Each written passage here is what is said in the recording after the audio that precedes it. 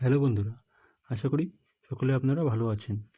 তো এখানে যে আপডেটটি, সেই আপডেটটি মিড ডে মিলের কুকিং কস্ট নিয়ে। মিড ডে মিলের কুকিং কস্ট আবারও বাড়তে চলেছে।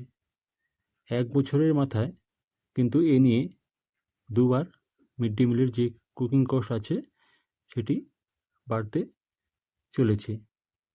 তো এই বাড়তি বরাদ্দ, কুকিং কস্টের যে বাড়তি বরাদ্দ পার স্টুডেন্টে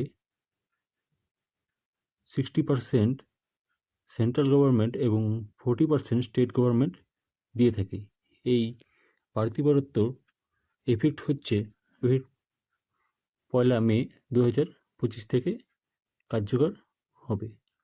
তো দেখুন পার ছাত্রতে কোন ক্লাস পর্যন্ত মিড ডে মিলে কত টাকা পাবে এখানে দেওয়া আছে।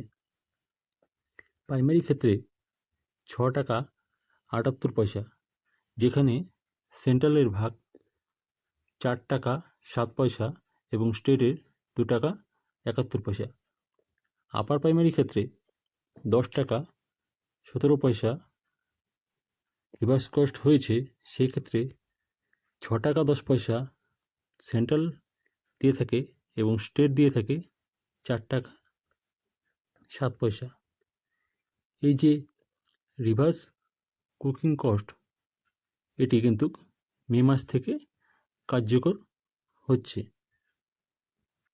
এর আগে মিড ডে মিলের বরাদ্দ বৃদ্ধি হয়েছিল 1 ডিসেম্বর 2024-এ।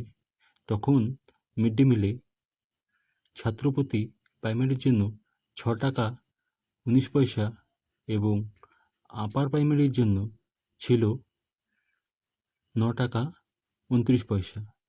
সেক্ষেত্রে সেন্ট্রালের বরাদ্দ এবং স্টেটের বরাদ্দ কিন্তু একই রকম ছিল। ধন্যবাদ।